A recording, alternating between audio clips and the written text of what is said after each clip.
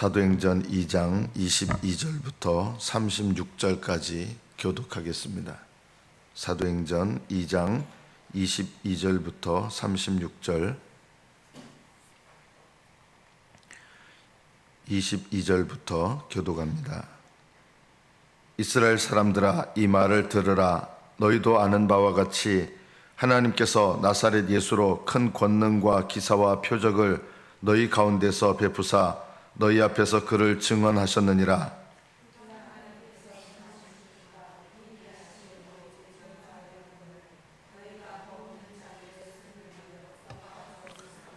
하나님께서 그를 사망의 고통에서 풀어 살리셨으니 이는 그가 사망에 매어 있을 수 없었음이라.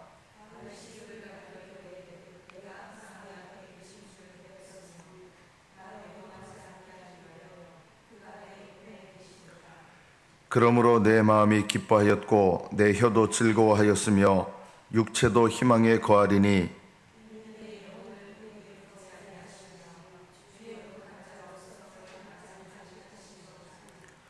주께서 생명의 길을 내게 보이셨으니 주 앞에서 내게 기쁨이 충만하게 하시리로다 하였으므로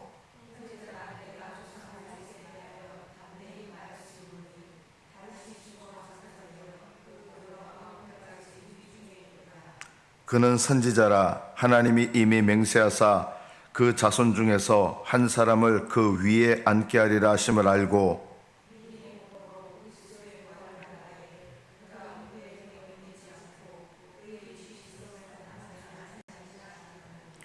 이 예수를 하나님이 살리신지라. 우리가 다 이 일의 증인이로다.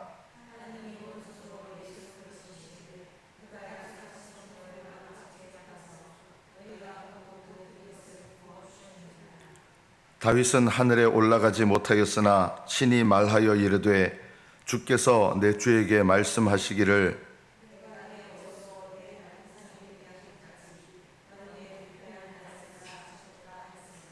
그런즉 이스라엘 온 집은 확실히 알지니 너희가 십자가에 못 박은 이 예수를 하나님이 주와 그리스도가 되게 하셨느니라 하니라.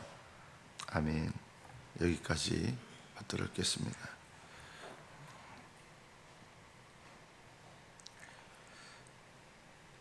우리는 내 죄에 대해서 그리고 다른 사람들의 죄에 대해서 어떻게 바라보고 있는지 정직하게 살펴볼 필요가 있습니다. 사도 바울은 자신이 구원받은 이유에 대해서 이야기를 하셨을 때 내가 그때 알지 못하고 행하였기 때문이다. 자기가 알지 못해서 예수님을 대적하고 예수님을 믿는 사람들을 핍박한 것에 대해서 조금도 변명하려는 마음이 아닙니다.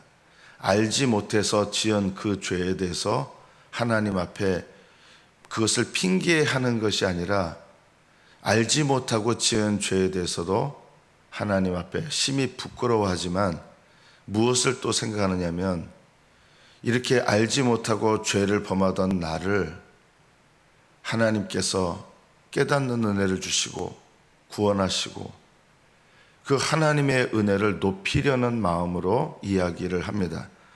바울은 자신의 죄에 대해서 전혀 변명하거나 하지 않습니다. 이것이 은혜 받은 사람들의 특징입니다. 다윗은 모태에서부터 내가 죄인이었습니다라고 고백을 합니다. 그런데 모태에서부터 죄인이었기 때문에 저는 어쩔 수 없이 죄를 지을 수밖에 없었습니다. 이렇게 말하는 것이 아니라 모태에서부터 철저하게 죄성에 물들어 있는 죄인이다라는 것을 이야기하면서 이렇게 모태에서부터 죄인인 나를 하나님께서 구원하셨다. 이렇게 하나님의 은혜를 높입니다. 우리는 내 죄에 대해서 두 가지 잘못된 태도를 갖기가 십상입니다. 첫째가 회피하는 것입니다. 우리는 죄에 대해서 회피합니다. 내 죄에 대해서도 회피하고 다른 사람의 죄에 대해서도 회피합니다. 회피한다는 게 뭐냐면요, 그냥 눈 감아주고 말 안 하고 그냥 넘어가는 거예요.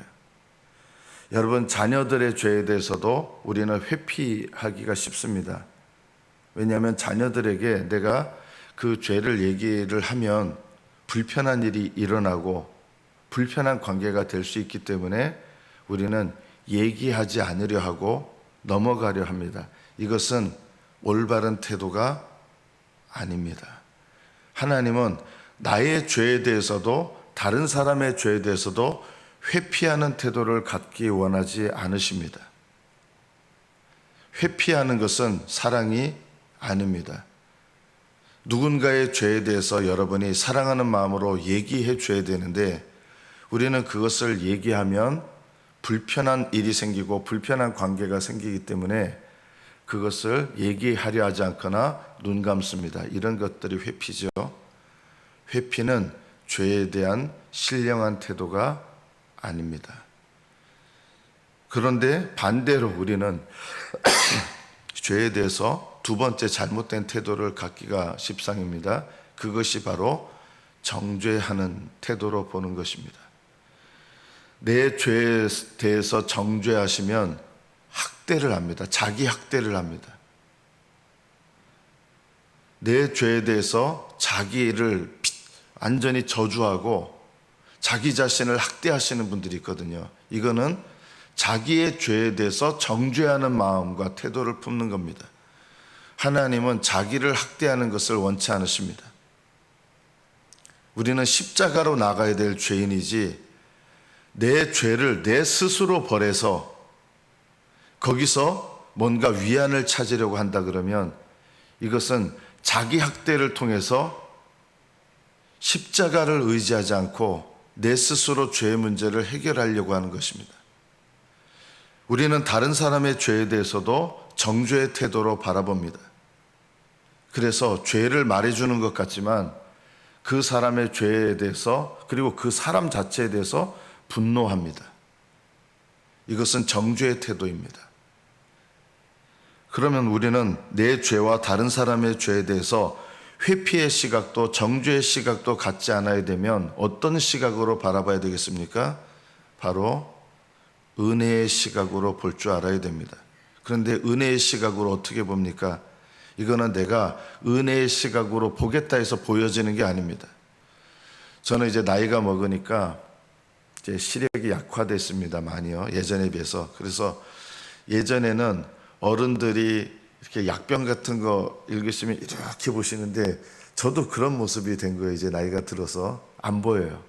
그래서 그거를 아무리 보려고 애쓴다고 해서 보이지가 않습니다. 왜냐하면 제 시력이 예전보다 가까운 데 있는 작은 글씨를 보는 시력이 약화됐기 때문입니다.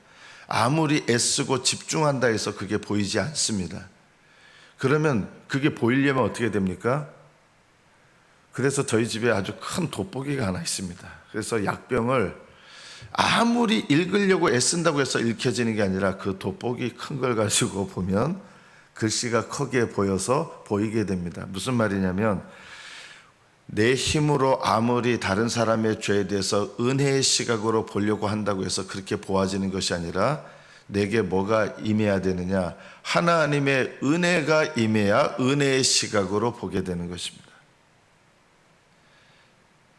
우리가 나의 죄와 다른 사람의 죄에 대해서 하나님의 은혜로 내게 충만해야 은혜의 시각으로 내 죄를 올바르게 보고 내 죄를 올바르게 회개할 수 있고 다른 사람의 죄도 은혜의 시각으로 볼 줄 알아야 어떻게 보게 되느냐?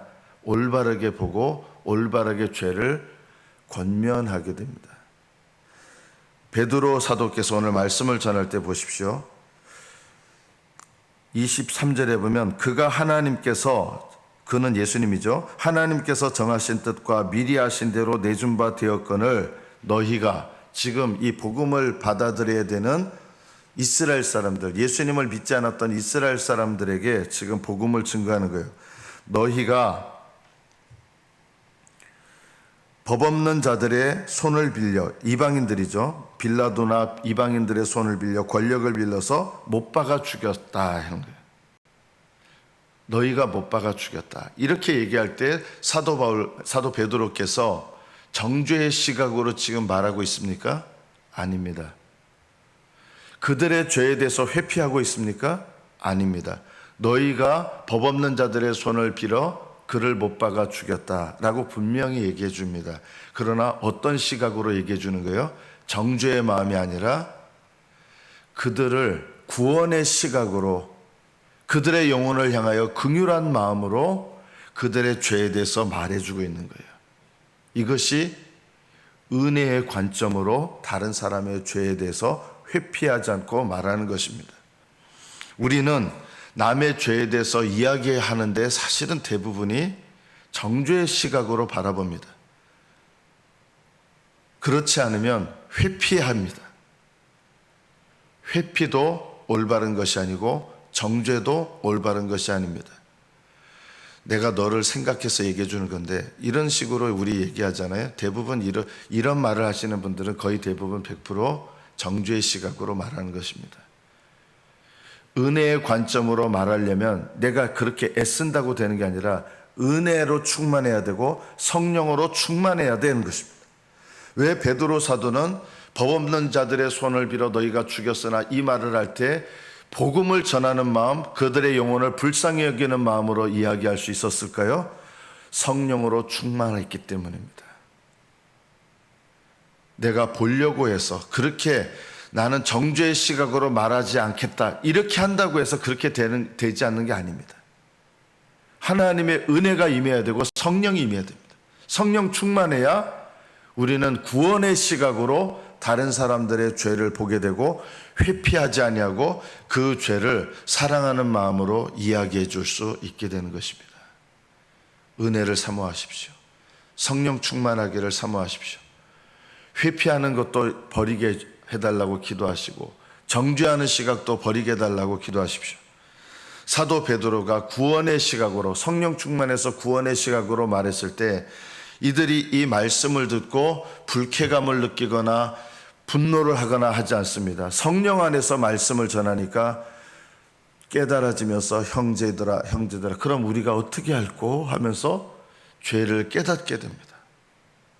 왜 나는 다른 사람들에게 죄에 대해서 이야기해 주는데 그 사람은 반발하거나 그 사람이 분노하게 될까요? 그것은 내가 정죄의 시각으로 말하고 있기 때문입니다. 저는 정죄하려고 한 게 아니라 구원하려고 하는 마음으로 한 거예요. 구원하려고 하는 마음으로 했는지 모르지만 사실은 성령 충만하지 않고 은혜가 충만하지 않기 때문에 본인은 은혜로 말한다고 하지만 사실은 정죄의 마음이 담겨져서 이야기하고 있기 때문입니다. 우리가 오늘 이 말씀을 통해서 베드로 사도의 이 마음, 복음을 전하면서 성령으로 충만해서 형제 다른 사람들의 죄를 책망하지만 이 마음이 어떤 마음이냐, 우리가 이런 마음을 배울 필요가 있습니다. 우리는 해석이라는 게 뭐라 했습니까? 말씀이 나를 읽는 거잖아요. 이 말씀이 나를 읽도록 하십시오. 나는 어떤 마음인가? 나는 회피하는 마음인가? 정죄하는 마음인가? 아니면 은혜와 성령으로 충만해서 구원의 마음으로 다른 사람들의 죄를 바라보고 구원의 마음으로 말하는가? 우리가 이 말씀을 통해서 깨닫고 적용해야 될 일입니다. 오늘 두 번째 말씀은 조금 사실은 어려운데요. 다윗의 시편 이야기를 합니다.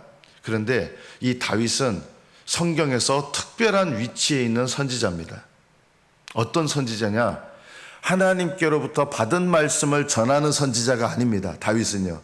어떤 의미에서 특별한 선지자냐? 다윗은 예수님께서 이 땅에 오셔서 사람으로서, 사람이 되셔서 오신 예수님께서 인간이 되신 상태에서 하나님 아버지를 바라보는 그 시각과 마음과 행동을 다윗 자신이 예수님처럼 고통을 표하고 하나님 아버지께 기도하고 자기 자신이 예수님의 예표가 돼서 예수님이 이 땅에 사람으로 오셔서 생각과 말과 하신 일들을 나타내는 그런 특별한 선지자라는 것을 알아야 됩니다. 그래서 다윗이 이렇게 시편에 썼습니다. 내가 항상 내 앞에 계신 주를 배웠으며 하나님을 늘 내 앞에 모시고 하나님을 앞에 모시고 하나님의 임재 속에서 살았다는 시예요. 그런데 이 시가 어떻게 예언이 됩니까? 이 말씀은 사람으로 오신 예수님께서 하나님 아버지를 늘 앞에 모시고 살았다는 예언이라는 것입니다. 이것이 오늘 베드로 사도가 말씀하는 거예요. 그가 내 우편에 계시더라. 하나님께서 늘 나의 우편에 계시다는 것은 나의 능력이 되신다는 말인데, 이 땅에 오신 예수님께서 항상 아버지 하나님을 의지하셔서 아버지께서 내 우편에 계신다, 이 뜻이에요. 이 예언이라는 거예요. 또 27절에 이는 내 영혼을 음부에 버리지 않으시고 주의 거룩한 자로 썩음을 당하지 않게 하실 것이미로다. 이게 자기에 대한 말을 하는 것 같은데, 이 말은 누구에 대한 예언입니까? 다윗이 고백했지만 다윗은 썩었다는 거예요. 죽었다는 거예요. 이 말씀은 예수님의 부활에 대한 예언의 말씀이라는 뜻이라는 거예요. 그래서 내 영혼을 음부에 버리지 아니하시며, 내 영혼은 누구라는 거예요? 이 땅에 사람으로 오셔서 우리 죄를 짊어지시고 예수님께서 죽으셨는데, 예수님께서 죽으신 다음에 어디로 가셨습니까? 음부로 가셨습니다. 그런데 예수님은 부활하셔서 내 영혼을 음부에 버리지 않으시고 주의 거룩한 자, 예수님 자신이에요. 주의 거룩한 자로 썩음을 당하지 않게 하실 것이미로다. 왜 썩지 않았습니까? 사람은 4일만 지나면 썩어요. 그런데 예수님의 육신은 썩지 않았습니다. 부활하셨습니다. 그걸 해서 이 시편 말씀은 다윗이 자기의 고백으로 말한 것 같지만 예수님 자신에 대한 예언의 말씀이라는 것입니다. 그래서 다윗은 예수님께서 하시는 일을, 사람으로 이 땅에 오셔서 하시는 일을 미리 본고로 예언했다, 미리 보아서 자기 자신의 고백처럼 예언했다는 것입니다. 그래서 특별한 예언자죠. 그래서 예수님의 부활에 대한 예언의 말씀이라는 거예요. 그래서 이 다윗의 시편을 사도 베드로께서 이야기하면서 예수님의 부활을 다윗을 통해서 예언하셨는데, 예수님께서 십자가에서 죽으시고 부활하심으로 그 예언의 말씀이 이루어졌다라고 지금 복음을 증거하는 거예요. 여러분, 복음은요, 두 가지를 함께 증거해야 복음입니다. 하나는 뭡니까? 예수님께서 우리의 죄를 담당하시고 십자가에서 죽으셨다. 또 하나가 뭡니까? 이것까지 우리가 증거해야 복음입니다. 예수님께서 죽음을 이기시고 사망 권세 이기시고 부활하셨다. 십자가만 이야기하는 복음은 반쪽 복음입니다. 우리는 십자가와 부활을 함께 이야기하는 복음을 붙잡아야 됩니다. 자, 여러분이 그러면 복음을 붙잡는가를 살펴보십시오. 내가 예수님의 십자가를 붙잡는 방법이 뭡니까? 예수님께서 날 위해서 죽으셨다. 이것을 여러분이 믿으면 여러분이 경험적으로 십자가를 붙잡는 일이 일어나게 됩니다. 이게 뭡니까? 날마다 내 죄를 깨닫고 회개하면서 십자가의 은혜로 나아가는 것. 이것이 경험적으로 십자가를 붙잡는 것입니다. 여러분은 예수님과 함께 못 박히셨음을 믿으십니까? 믿으시기를 바랍니다.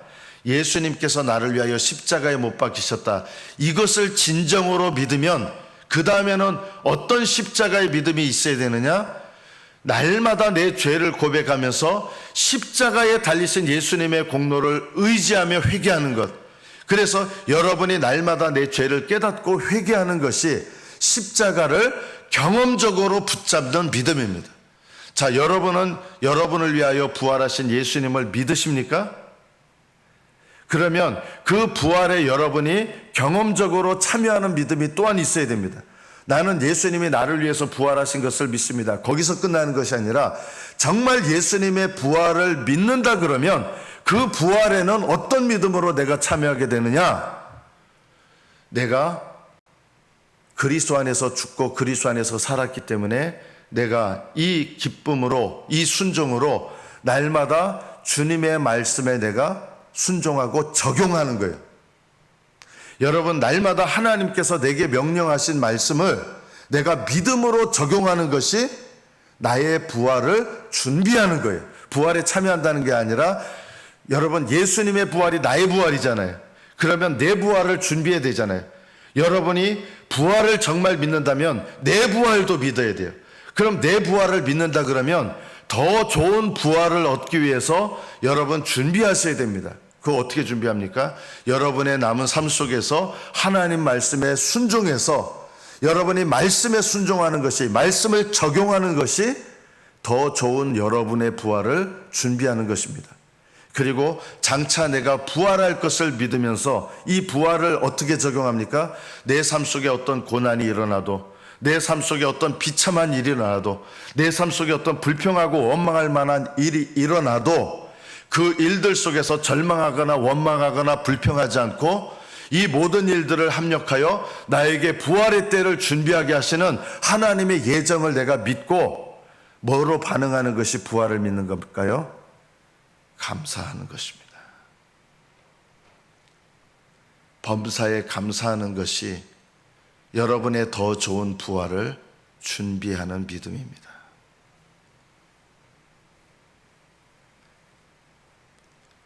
사도 바울께서 데살로니가전서 5장 16절에서 범사에 감사하라, 우리 신앙생활에 범사에 감사하라, 항상 기뻐하라, 쉬지 말고 기도하라.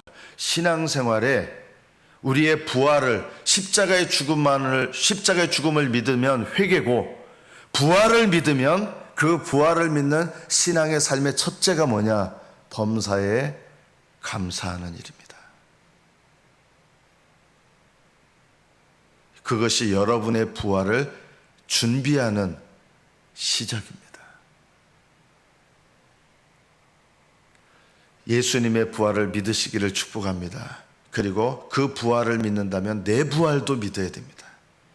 내 부활을 믿는다면 더 좋은 부활을 얻기 위해서 준비하게 되는데, 어떻게 준비합니까?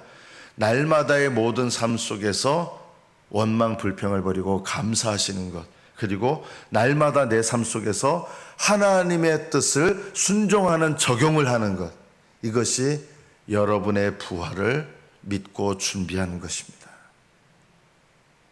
마지막 오늘 세 번째 말씀에 보면 32절에 이 예수를 하나님이 살리신지라. 저는 예전에는 이 말씀에 대해서 이해는 했는데 이게 그렇게 와닿지는 않았습니다. 예수님이, 하나님이 오른손으로 예수님을 높이셨다. 이게 무슨 뜻입니까? 하나님이 오른손으로 예수님을 높이셨다. 저는 예전에는 예수님이 하나님 아들이셨는데 하나님 아들이셨다가 낮아지셨고 부활하심으로 다시 하나님 아들의 영광을 얻었다, 이렇게만 생각을 했었습니다. 그런데 그게 아닌 거예요. 예수님은 아버지께 자기 영광을 비우셨습니다. 그리고 그 비우신 영광을 스스로 취하신 적이 없으십니다. 비우셨다는 것은 더 이상 스스로 취하기를 원치 않으시고 포기하신 것입니다. 예수님은 본래 가지고 있던 그 영광을 받으실 자격을, 영광을 없애시는 거 아니에요. 그런데 그 영광을 비우셨는데 스스로 그 영광을 다시 채우셨느냐? 그것이 아닙니다. 예수님은 다시 자신이 취할 영광으로 여기지 않으시고 자기를 비우시고 낮아지셨는데 죽기까지 순종하셨어요. 하나님께서 영광의 자리에 다시 올리셨는데 왜 올리셨느냐? 죽기까지 순종하신 예수님을 아버지께서 오른손으로 높이셨습니다. 하나님 아들이시기 때문에 높아지신 게 아니라 사람으로 오신 예수님을 높이신 거예요. 낮아지신 예수님, 인간으로서도 높이신 거예요. 하나님 아버지께서요. 이것이 우리에게 뭐하고 상관이 있습니까? 우리도 그리스도 예수 안에서 함께 높아졌습니다. 주님과 함께 하나님 보좌에 앉았습니다. 예수님께서 높임을 받으신 것은 여러분도 그 안에서 함께 높아지는 것입니다. 그런데 어떻게 해야 내가 높아질 수 있습니까? 여러분, 우리가 예수님의 낮아지심과 높아지심을 믿는다 그러면, 나를 위하여 낮아지시고 나를 위하여 높아지신 것을 내가 믿는다면 우리는 이제 경험적으로 예수님의 낮아지심에 참여하고, 그래야 경험적으로 예수님의 높아지심에 참여하게 됩니다. 어떻게 경험적으로 예수님의 낮아짐에 참여할까요? 날마다 자기를 부인하시고 비우십시오. 이것이 예수님의 낮아짐에 경험적으로 참여하는 것입니다. 그러면 때가 되면 하나님 아버지께서 여러분 각자를 하나님의 오른손으로 예수님을 높이신 것처럼 그리스도 안에서 여러분을 높이실 때가 올 것입니다. 이 땅에 사는 동안 내 삶 속에서 예수님이 자기를 비우시고 낮아지시고 죽기까지 순종하셨던 것처럼 여러분이 믿음으로 자기를 비우시고 낮아지시고, 우리는 죄인이기 때문에 사실은 비울 것도 아니에요. 우리는요. 그럼에도 불구하고 우리는 내 영광을 얻으려고 하는 것을 비우고 낮아지고 죽기까지 섬김을 통해서 예수님의 낮아짐과 비우심과 순종을 함께 경험적으로 참여하게 됩니다. 경험적으로 참여하면 어떤 일이 일어날까요? 하나님께서 오른손으로 여러분을 높이시는 일들이 일어나게 될 것입니다. 우리는 높아지고 싶어하는 마음이 있습니다. 집에서도 높아지고 싶어 하고요. 특히 어디서 높아지고 싶어 할까요? 예수님을 믿기 전에는, 예수님을 안 믿는 사람은 여기에서 높아질 생각을 전혀 안 하는데 오히려 예수님을 믿는 사람들이 여기에서 높아지려고 하는 마음을 갖게 됩니다. 믿지 않는 사람들은 절대 짓지 않는 죄, 그런데 믿는 사람만 짓는 죄가 있습니다. 그게 뭘까요? 교회에서 높임받고 싶어 합니다. 안 믿는 사람들은 교회 안 다니기 때문에 교회에서 높임받고 싶어 하지 않습니다. 그러나 믿는 우리들이 교회를 다니면서, 이 교회를 다니면서 우리가 높아지고 싶어하는 마음, 생색내고 싶어하는 마음, 우리를 드러내고 싶어하는 마음, 우리를 자랑하고 싶은 마음, 스스로 내 스스로를 높이고 싶어하는 마음. 예수님은 스스로를 높이신 적이 없으셨습니다. 예수님은 자기를 비우셨는데 단 한 번도 자기 스스로를 높이신 적이 없으셨습니다. 그러나 죄된 우리를 보십시오. 우리는 내 스스로를 얼마나 높이고 싶어하고, 특히 교회에서 얼마나 나를 높이고 싶어합니까?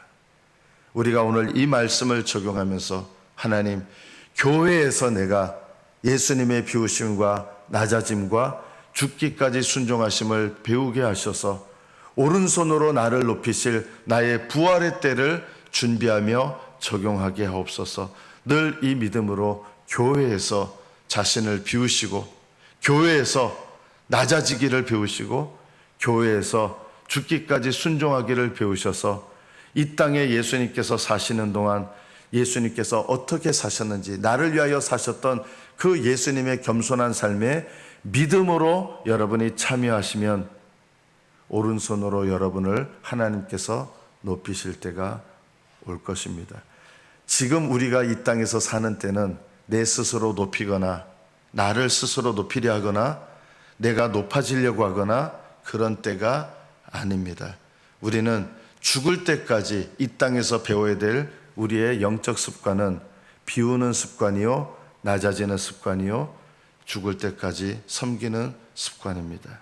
이 습관을 여러분의 믿음과 경험적으로 참여하시면 하나님 아버지께서 때가 되면 여러분을 높이시고 영광스럽게 하실 때가 올 것입니다.